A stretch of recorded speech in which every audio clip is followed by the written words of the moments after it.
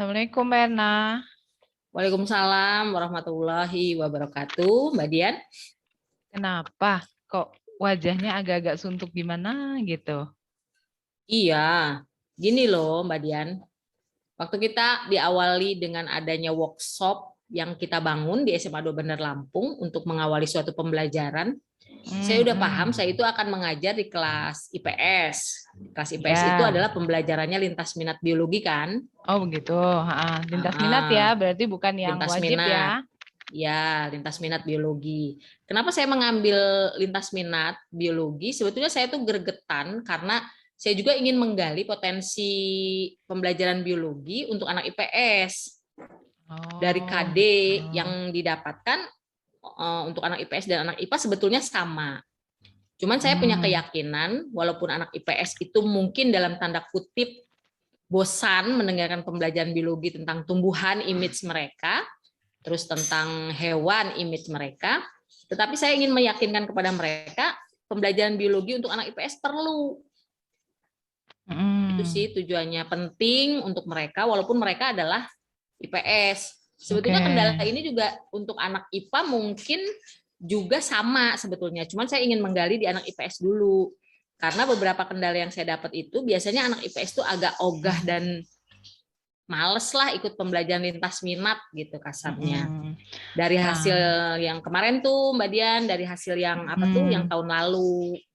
Saya tuh mengajar mereka tuh dengan intonasi yang agak kenceng, dengan sedikit ancaman. Jadi mereka itu belajar sama saya tuh bukan karena butuh gitu. Sedangkan saya ingin mereka itu anak IPS tuh butuh dengan pelajaran saya walaupun pelajaran saya lintas minat. Gitu. Terus maksudnya Mbak Erna kita ngadain pertemuan ini itu tujuannya supaya apa? Nah, saya dengar ya, terus saya lihat di internet, di Google, ada program guru penggerak katanya salah satunya itu guru penggerak bisa memberi motivasi lah. Ibaratnya kan kepada saya itu salah satunya saya guru yang sudah sekian puluh tahun mengajar, apakah mungkin ya saya dapat masukan atau dapat pencerahan mengenai bagaimana cara menggali, cara memotivasi siswa, apakah saya yang salah atau siswa yang salah nih. Masalahnya kok kalau di kelas IPS tuh saya selalu agak kenceng ngajar itu gitu loh intinya. Nah, dengan kemampuan para kawan-kawan yang memang bisa sedang mengikuti program guru penggerak salah satunya, karena saya baca-baca tentang guru penggerak itu ada beberapa program yang bagus, siapa tahu saya bisa menggali ilmu terbarunya dari para calon guru penggerak gitu Mbak Dian. Nah, saya tahu kan Mbak Dian kan sebagai guru penggerak insya Allah seperti itu kan? Ya, insya Allah ya. Oke. Terus kalau Mbak Erna inginnya saya membantunya seberapa jauh nih? Apakah saya harus ketemu anak didiknya Mbak Erna atau seperti apa nih? Kalau untuk sementara ini kayaknya mungkin di sayanya deh, di sayanya sebagai guru ya, walaupun saya sudah mengajar lebih dari 20 tahun, tetapi kan paling tidak mungkin ilmu saya yang belum dapet atau pengalaman saya nggak dapet, saya nggak paham di proses pembelajaran saya sebagai guru atau seperti apa. Kayaknya sih kalau ketemu muridnya nggak usah dulu deh, yang penting data dari saya dulu karena beberapa data bisa dijadikan arahan Badian untuk mengarahkan saya untuk menemukan bagaimana caranya saya mengajar ke siswa IPS sebagai pembelajaran lintas minat agar mereka itu mau belajar dengan saya dengan tanpa saya memberikan intonasi lebih pressure-nya lebih kenceng gitulah. Jadi mereka dengan enjoy ikut pelajaran saya tanpa rasa takut. Terus sayanya juga tidak tersiksa menyampaikannya gitu karena terus terang aja, saya itu lebih cenderung menyenangi memberikan pembelajaran itu dengan cara memberikan awalnya dengan gambar, terus memotivasi anak, gimana sih gambar ini apa, gitu seperti itu Mbak Dian. Saya mohonlah diarahkan seperti itu gimana. Nah, tadi Mbak Ena bilang bahwa kok pembelajaran di IPA dengan di IPS itu berbeda. Auranya ya, di IPS itu terasa lebih menekan. Jadi Mbak Erna merasa lebih saya tertekan. tertekan, tersiksa Iya, tadi. Nah, tersiksa. itu Ya. sebenarnya apa yang membuat Mbak Erna itu merasa seperti itu? Merasa tertekan, merasa tersiksa gitu, kenapa? Karena saya tidak bisa mengekspresikan saya sendiri sebagai pengajar. Sebetulnya saya itu sebagai pengajar, biasanya saya menyenangi kalau misalnya bayangan saya itu anak IPS kan anak-anak yang lebih ekspresif ya, nggak terlalu Lebih ekspresif, jadi lebih bisa lebih mengeluarkan ini ya, lebih bisa mengeluarkan kemampuan dia. kemampuan. Walaupun saya selalu di awal selalu bilang, anak-anak Bu Erna yang kelas IPS, walaupun KD kita arahannya sama, tetapi capaiannya yang saya inginkan itu beda. Anak IPS itu pasti saya memikirkan materi-materi yang nantinya itu dibutuhkan oleh kalian gitu.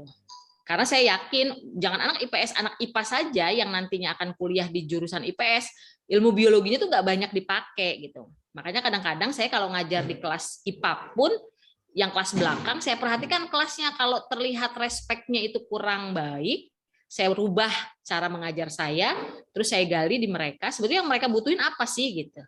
Atau kalau di anak IPA karena memang mereka terpaksa harus paham, kalau saya mengajarkan tentang pertumbuhan dan perkembangan, saya kasih tahu nih, ini judul terakhirnya kalau kalian mempelajari pertumbuhan dan pengembangan apa nih untuk anak IPA gitu.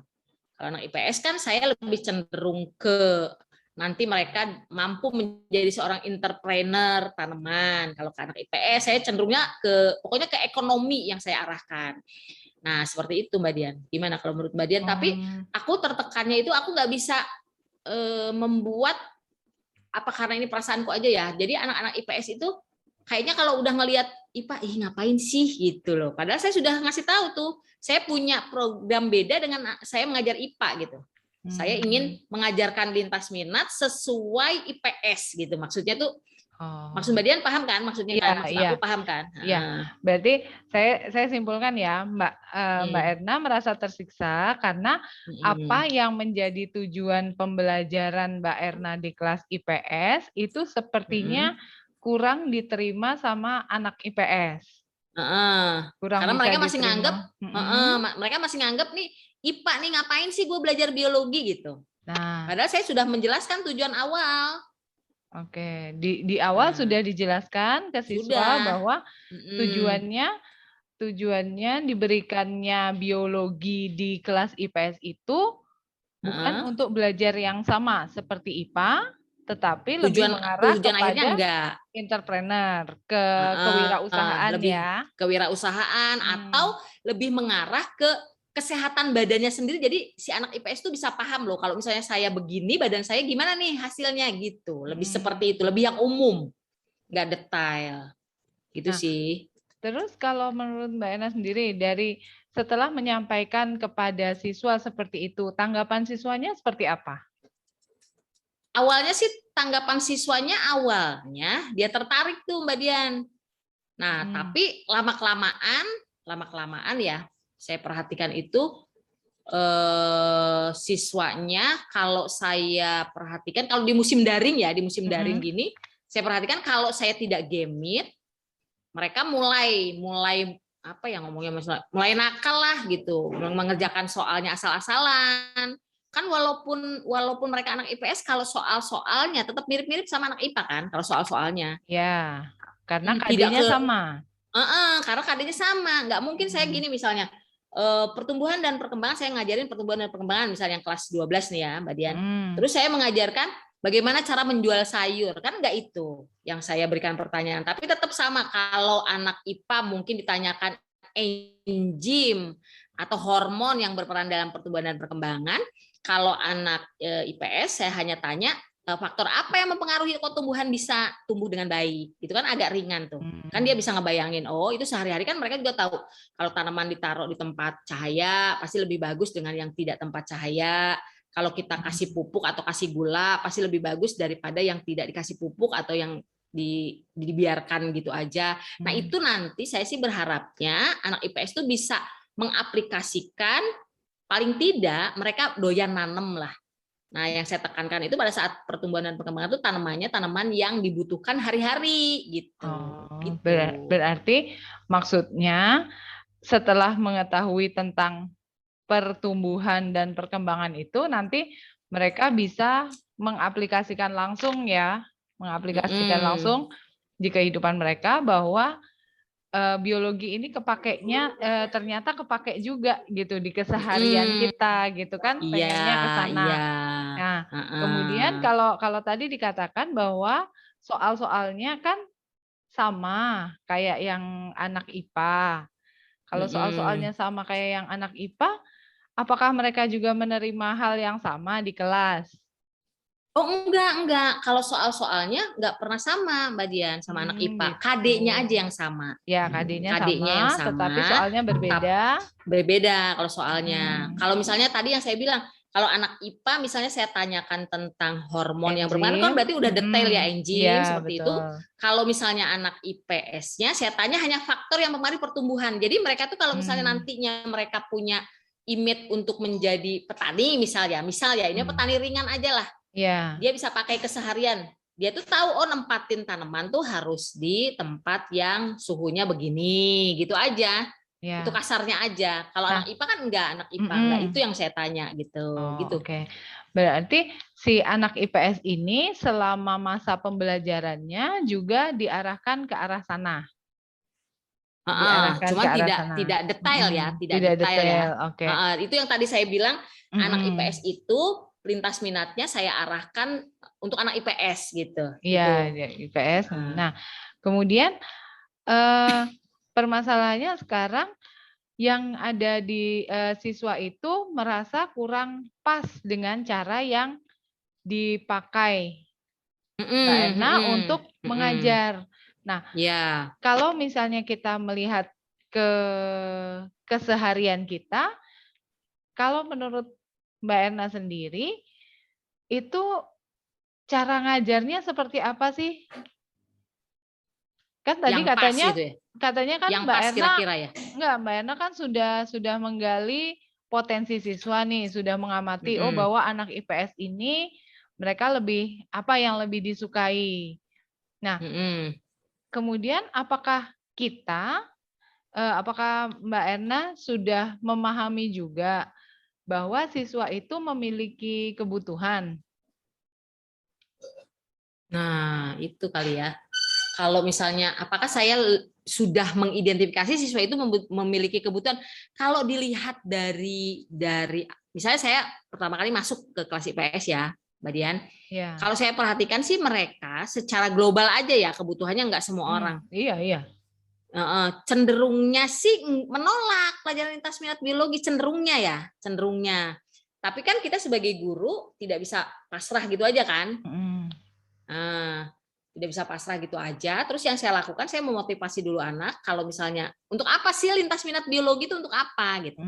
Gitu. Awalnya sih mereka ya menolak sih secara sikap. Sikap mungkin mereka itu duduk manis bagus di kelas itu hanya karena ini adalah jam pelajaran lintas minat dan ada gurunya dan ada jamnya, tapi mereka tuh ngapain sih belajar biologi. Nah, penolakan itu terlihat dari gestur badan anak-anak kan.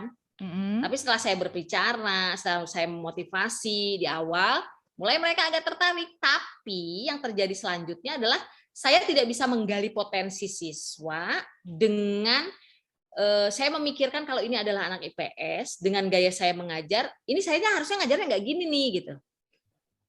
Gitu kalau menurut aku saya ngajarnya harusnya nggak gini nih. Jadi si anak juga bosen dengar saya ngajar.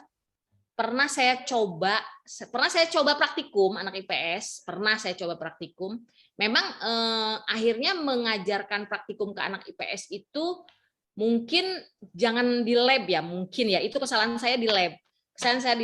Mereka itu tidak paham, sebenarnya paham sih, itu jangan awas hati-hati gitu, tapi kayaknya lebih rusuh gitu ya, lebih rusuhnya mungkin karena apa ya mereka ya. Kalau saya bilang mereka nggak paham tentang itu adalah tabung reaksi, itu adalah gelas piala, nggak mungkin Mbak Dian. Mungkin karena mereka merasa excited aja kali ya anak IPS ke lab gitu mungkin sih. Tapi saya belum pernah coba memang anak IPS saya ajak bercocok tanam yang pertumbuhan dan perkembangan belum saya coba. Gitu Mbak Dian. Pernah kalau ke lab pernah. Ke lab itu lebih heboh, nanganinnya agak lebih capek lah. Pernah soalnya saya coba itu. Nah. Terus nanti kesini-sininya tuh si anak IPS tuh lama-lama bosen. Nah saya sendiri akhirnya juga kok hasilnya gini ya, kok nggak maksimal ya, kenapa ya? Nah lama-lama karena saya bosen dia bosen, udah deh mulai saya lakukan apa yang keseharian saya kerjakan. Saya agak mengancam sedikit kan, tapi saya kasihan juga kalau lama-lama saya jadi guru galak. Akhirnya image-nya kan sampai sekarang di IPS saya guru galak gitu. Oke. Gini, kita analogikan gini ya Mbak ya. Kita analogikan gini. Ada satu anak, dia lapar nih, si anak ini lapar. Terus ketika kita tanya, kamu mau apa? Saya mau nasi goreng, ya kan? Saya mau nasi goreng. Tapi oke, nanti saya kasih nasi goreng. Tapi kamu duduk dulu, tunggu ya. Saya buatkan nasi goreng. Nah, kemudian ternyata ketika kita mencari nasi goreng, kita berusaha bikin nasi goreng, itu kok nggak jadi gitu loh. Yang ada di lemari itu kok hanya mie instan, rebus pula. Akhirnya ya sudahlah, yang penting si anak ini makan. Kemudian kita sajikan mie rebus itu. Kalau menurut Mbak Erna gimana yang kayak gitu? Kira-kira apa sikap si anak bakalnya? Tetap makan. Tetap makan, tapi ya sih? Tetap makan dengan sebel mungkin, dengan nggak nyaman. Dengan nggak nyaman karena ya karena dia lapar, nggak suka mie rebus tadi ya. Nah, gitu kan? Analogi Mbak Dian tadi mie goreng. Iya, kan? Analoginya kan pengennya goreng nih. Mie goreng. Tapi adanya rebus. Terus kita kasih nih mie rebus. Ya kan? Padahal kebutuhan dia, keinginan dia adalah mie goreng. Iya, nasi goreng, mie goreng gitu kan. Tapi yang datang ke depan dia adalah mie rebus. Nah, dia akan tetap makan pasti. Kenapa? Karena dia lapar. Hanya saja dia akan menjadi sangat terpaksa. Kenapa? Karena itu bukan selera dia. Paling tidak dia merasa bahwa ya udah deh, makan-makan aja. Yang penting gua kenyang. Yang penting saya kenyang, kan gitu. Tapi dia tidak merasakan nikmatnya makan. Nah, kan gitu.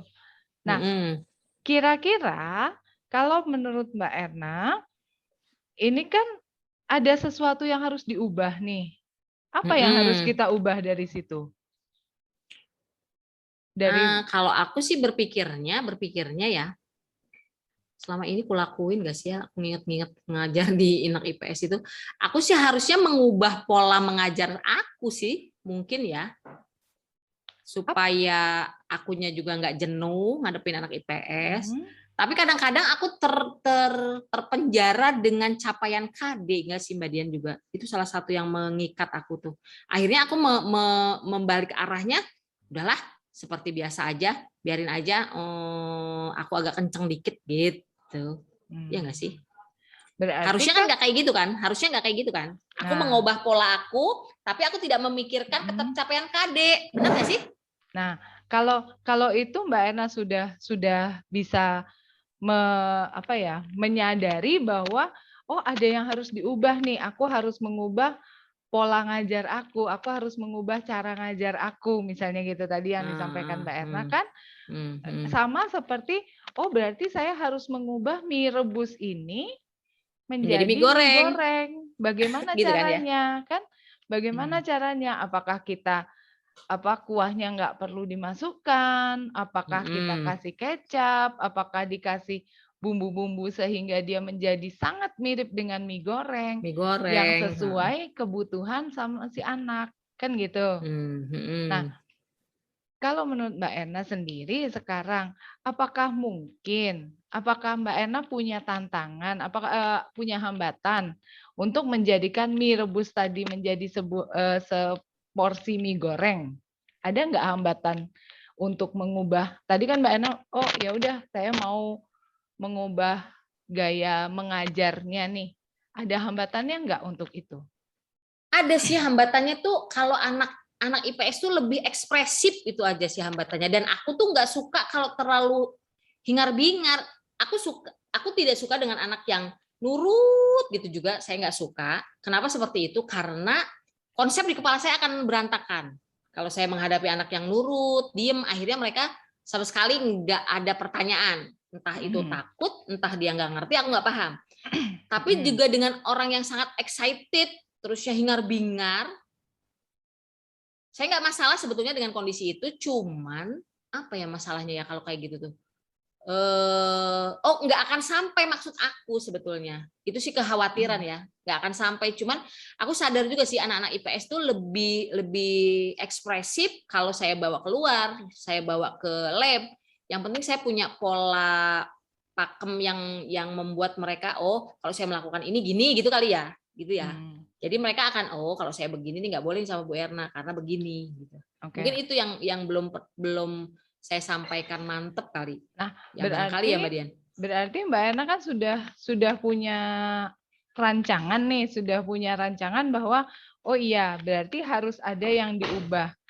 Nah, kalau menurut Mbak Erna rencananya supaya bisa sampai ke sana apa yang mau dilakukan? Untuk bisa sampai mengubah kita nggak mungkin langsung mengubah set gitu ya. Terus anak-anaknya juga nanti bakal kaget dong. Wah, kok tiba-tiba jadi baik banget nih Bu Erna gitu kan. Heboh nanti mereka lebih heboh lagi. Nah, tapi kan kita punya rencana kira-kira dalam waktu yang terdekat, kalau kata Mbak Erna itu hari Senin ya, ada pelajaran di kelas IPS dan ini kayaknya urgent banget nih, harus gimana caranya karena mereka udah kelas 12 gitu kan kemarin menyampaikan. Nah, kira-kira dalam waktu yang sedekat ini apa yang mau dilakukan dulu untuk bisa ya mengambil hati mereka mungkin, atau seperti apa? Kalau kayaknya aku kalau ke kelas 11, 12 IPA 2 udah agak bete ya. Sebetulnya dia udah berubah banyak sih dengan aku. Dia udah tahu pola cara ngajar aku kelihatan agak galak, jadi jarang yang tidak hadir gitu. Udah aku teleponin satu-satu kalau yang kelas 12 IPS. Nah, aku pengen nanya ke kelas 12 IPS 3 nih. Aku pengen tanya, mereka itu sebetulnya mau belajar biologi dengan gaya apa? Nah, aku tanya gitu, pengen ku tanya gitu. Gitu sih. Aku rencananya mau nanya gitu dulu gitu. Kenapa kok Anda merasa tersiksa kalau saya buat A, B, C gitu. Aku mau nanya gitu dulu sama mereka itu. Jadi berarti besok itu rencananya sudah punya rencana ya. Ketemu mereka tuh aku nggak akan ngisi pembelajaran dulu. Aku mau bertanya ulang ke mereka. Kalau saya mau ada perubahan gitu, kenapa mereka sampai ninggalin aku, kenapa gitu. Mau aku tanya ulang gitu sih sebenarnya. Kalau yang 12 IPS 2 juga sama sebetulnya. Aku sih pertanyaan yang sudah kulontarkan adalah kalian itu kalian tuh tidak bersyukur dengan kebaikan Allah yang sudah memberikan nilai, menggerakkan hati saya sehingga saya memberikan nilai ke Anda tuh KKM gitu. Mau ku ketuk itu lagi, apakah entah nanti mempan atau enggak belum tahu gitu Mbak Dian. Itu sih rencananya mau ku coba seperti itu. Apakah kalau menurut Mbak Erna, rencana Mbak Erna untuk mengetuk pintu hati mereka melalui memunculkan rasa bersalah mereka bahwa kalian harusnya bersyukur nih yang seperti ini, saya udah mau ngajar kalian dan lain sebagainya, itu bakal berhasil? Kalau bayanganku di beberapa siswa berhasil insya Allah. Kalau bayanganku ya, tapi itu juga masih kupertanyakan keberhasilannya, entah berhasil entah enggak. Masalahnya aku bingungnya, aku ngerasanya sih gini, kalau anak-anak itu yang sholatnya itu tepat waktu, insya Allah itu akan mudah aku ketuk. Tapi kalau yang mereka tambeng ya akan menguras tenaga aku juga sih. Jadi belum tahu hasilnya gimana Mbak Dian, belum tahu. Ya. Oke, tapi rencana itu pengen dilaksanakan. Pengen dilakuin. Insya Allah hari Senin ya aku mau ngelakuinnya.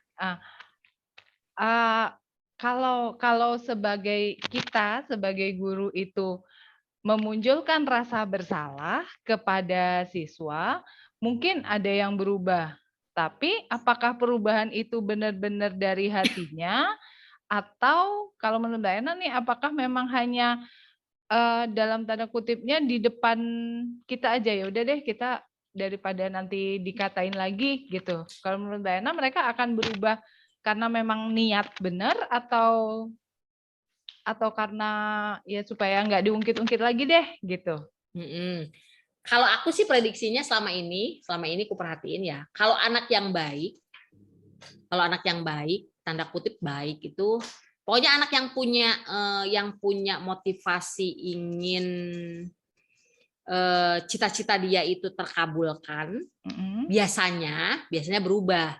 Karena mereka meyakini salah satu doa gurunya itu adalah doa untuk keberhasilan dia gitu. Kalau saya sih meyakinnya seperti itu. Yeah. Tapi untuk anak-anak yang tidak punya motivasi, ngapain saya sekolah, terus kuliah juga saya gak bakal. Masalahnya anak IPS kan kita tahu pada umumnya anak yang kurang mampu.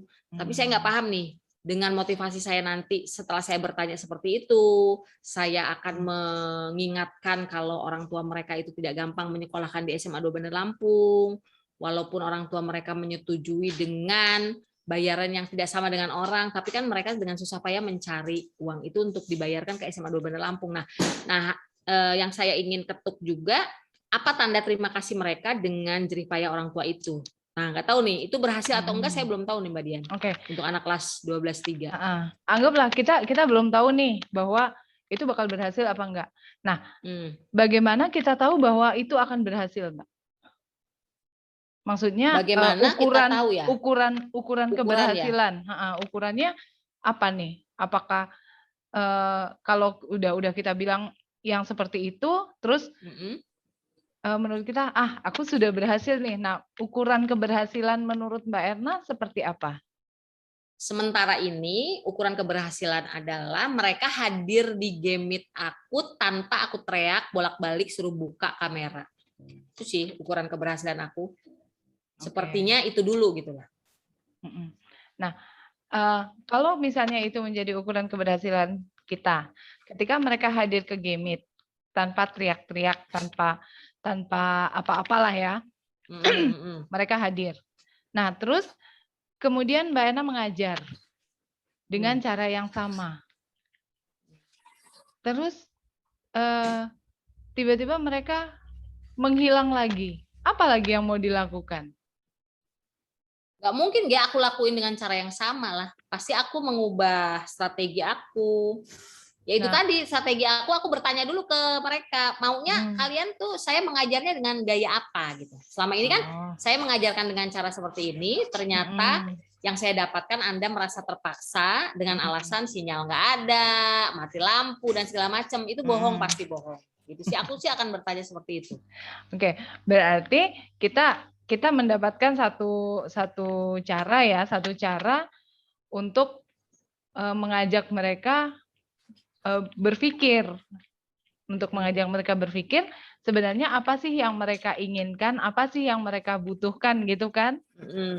Kalau dari apa yang disampaikan Mbak Erna tadi, nah ini sudah bagus ya bahwa kita tidak mementingkan diri kita sendiri, tapi kita juga memikirkan bahwa si anak ini memiliki kebutuhan. Nah, tetapi yang perlu saya tanya lagi adalah bagaimana nanti selanjutnya ketika misalnya seperti yang tadi ditanya, kok Mbak Erna sendiri merasa mulai lelah, kok berubah, dia balik lagi sih, terus aku harus nanya lagi ya, terus nanti dia berubah lagi sebentar, terus nanti capek lagi. Nah, kira-kira Mbak Erna butuh orang untuk mendampingi nggak, untuk apa ya, mengingatkan atau apa ya, mensupport Mbak Erna? Ya paling saya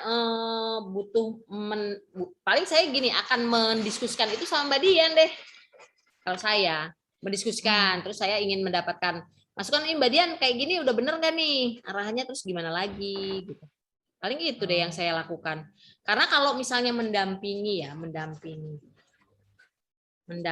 ya kalau orangnya itu mau, kalau enggak, yang pasti saya akan mendiskusikan itu sama Mbak Dian lewat WA yang sudah kita bangunkan, ada grup C. Tadi saya ngomong nih Mbak Dian, tadi yang saya lakuin begini, paling gitu deh. Sepertinya itu yang akan aku lakuin. Oke, kalau misalnya nih Mbak Erna sudah mengubah, sudah sudah bertanya, oh sama anak IPS, apa sih kalian pengen apa sih? Oh saya pengen begini begini begini Bu. Oke, kita ikutin. Ternyata mereka berubah lagi karena kan bosen nih mungkin dengan cara yang sama terus berubah lagi, ditanya lagi, lama-lama capek. Nah ketika capek itu selain dengan saya misalnya sebagai yang Mbak Erna anggap sebagai guru penggerak tadi, itu ada pihak lain nggak yang bisa dimintain tolong untuk membantu supaya apakah mengkondisikan anak, apakah mengkondisikan Mbak Erna atau seperti apa? Kalau mengkondisikan saya, mungkin saya akan minta bantuan Mbak Dian ya. Saya minta arahan nih Mbak Dian, saya udah dapat gini-gini. Kalau mengkondisikan anak, mungkin saya akan minta bantuan. Kalau sayanya udah bosen ya, saya mungkin akan meminta kondisi ke wali kelas deh nanyanya. Ke wali kelas minta tolongnya. Oke. Itu deh yang saya lakukan sementara ini ya. Tapi sebisa mungkin saya ini dulu yang berubah. Saya dulu nih berubah nih pola ngajarnya. Biar saya tidak merasa tersiksa dulu ngajar. Terus saya nyaman saja dan saya memahami, oh memang kalau anak IPS nih modelnya gini, ini tuh udah tercapai deh kalau kayak gini gitu.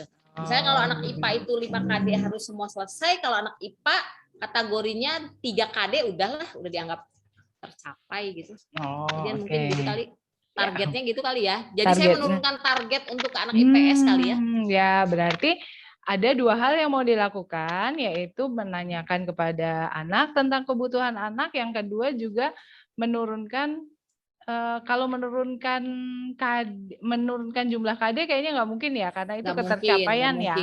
Mungkin yang harus diturunkan kalau menurut Mbak Ena tadi standarnya ya. Standarnya, kalau yang ini enzim sampai ke ini kita ya ini ya permukaannya gitu kan.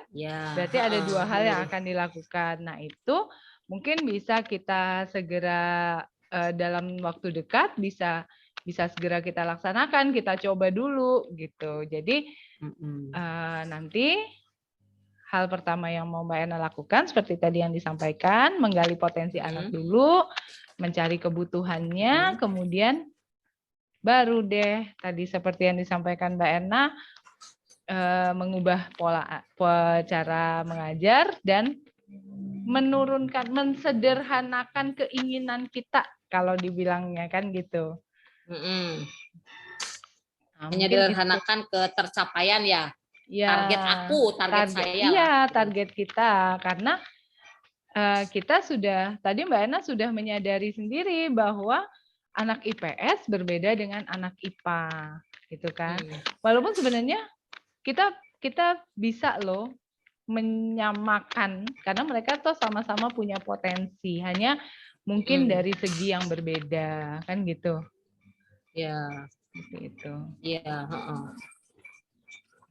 Oke, seperti itu Mbak Erna, mungkin kita nanti akan coba dalam waktu dekat untuk bertanya dulu ke anak ya. Ya, aku mau nanya dulu ke anak IPS ya, karena memang kemarin aku punya kasus, kalau mereka gemit kok mereka hadir setelah saya GCR dan saya ingin tahu catatan mereka tuh sampai mana kepemahamannya, kok mereka malah tidak, ada beberapa siswa yang tidak mengumpulkan, dan itu kasusnya sama seperti waktu saya mengajar di tahun kemarin yang kelas IPS-nya. Nah, setelah saya coba nelpon satu-satu, banyak alasan, tapi saya akan mereview ulang, saya akan gemit nanti hari Senin, insya Allah, akan menggali potensi anak. Awalnya saya akan bertanya, sebenarnya mereka tuh maunya lintas minat tuh kayak mana? Setelah gemit ini apa yang harus aku kerjakan? Tuh mungkin yang aku tanya dulu.